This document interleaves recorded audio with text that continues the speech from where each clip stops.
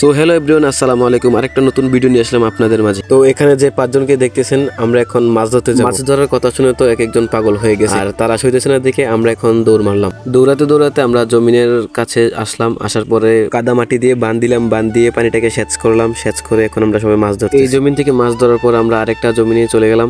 এই জায়গাটাকেও সেম ভাবে কাদা মাটি দিয়ে বাঁধ দিয়ে আমরা পানিটাকে সেচ করলাম। সেচ করে আবার মাছ ধরতেছি। এদিকে আমি ক্যামেরা নিয়ে হাতে ভিডিও করতেছি, ভাগিনাকে হাত দিয়ে ভিডিও করতেছি আর পা দিয়ে কাদাগুলোকে নাড়া দিতেছি। নাড়া দেওয়ার কারণ হলো কাদার নিচে যেই ছোট ছোট মাছগুলো থাকে এগুলা হঠাৎ ভেসে ওঠে। বাগিনা আমার হাত থেকে ফোনটা নিয়ে ভিডিও করতেছে আর আমাদেরকে দেখাইতেছে। বাগিনা মাছ ধরা বাদ দিয়ে মোবাইল নিয়ে ফাইজলামি করতেছে। তো এখানে আমাদের আলামিন ভাইয়ের অবস্থা পুরাই খাতারনাক ছিল। তো আমরা মাছগুলো ধরার পর ভালো করে ধুয়ে নিলাম। আর এদিকে দেখেন বাগিনার অবস্থা। বাগিনা তো মাছ ধরেই নাই, উল্টা কাদার মধ্যে গড়াগড়ি করছে। মাছ ধুইতেছি আর আলামিন ভাইকে নিয়ে মজা করতেছি। আমরা মাছ ধোয়ার পর ওরা গোসল করতেছে আর আমি এখানে ভিডিও করতেছি। আর এখানে একসাথে করা হয়েছে, দেখছেন গাইস। আমরা সকাল 10টা থেকে বিকাল 5টা পর্যন্ত আমরা এই মাছগুলো ধরছি অনেক কষ্ট করি।